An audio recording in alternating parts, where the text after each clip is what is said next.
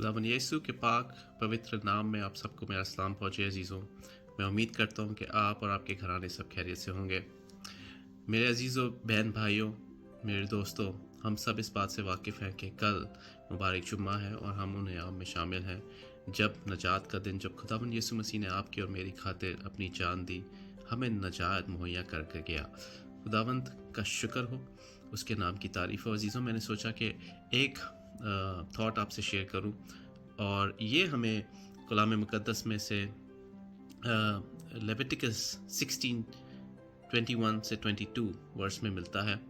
अजीज़ों, एहबार की किताब उसका 16वां बाब और उसकी 21 से 22 आयत जब आप पढ़ते हैं तो वो डे ऑफ अटोनमेंट, यौम कफ़ारे के बारे में बयान करती है।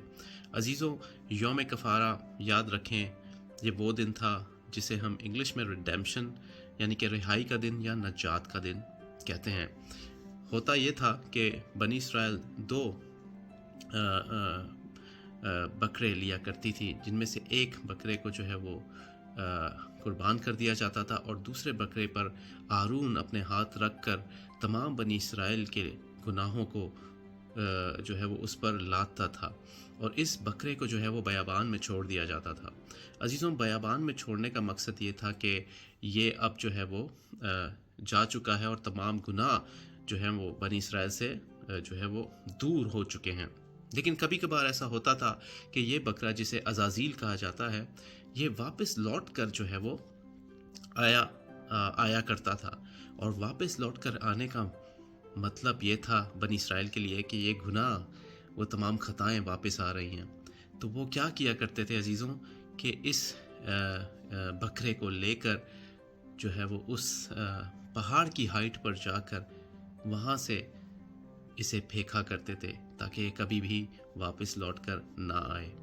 अजीज़ों, ये रिडेम्पशन या ये नजात या ये रिहाई का ये वाक़या या ये बैकग्राउंड बताने का मकसद ये है कि आपका और मेरा मुनंजी भी जो है वो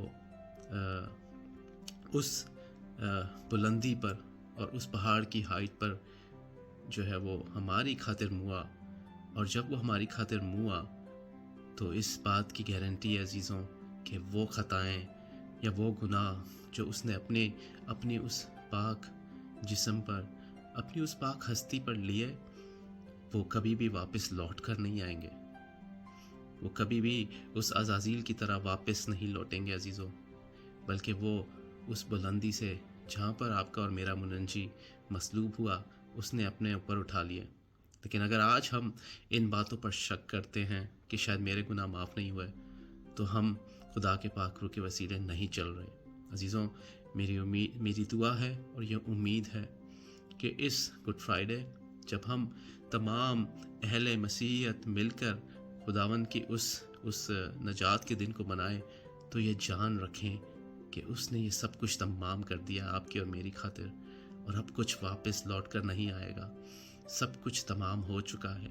अगर आप नजात याफ्ता हैं तो आपके गुनाह माफ़ हो चुके हैं और वो कभी वापस लौटेंगे नहीं। खुदावंद आप सबको इस कलाम और इस थॉट के वसीले बरकत बख्शे। God bless you all.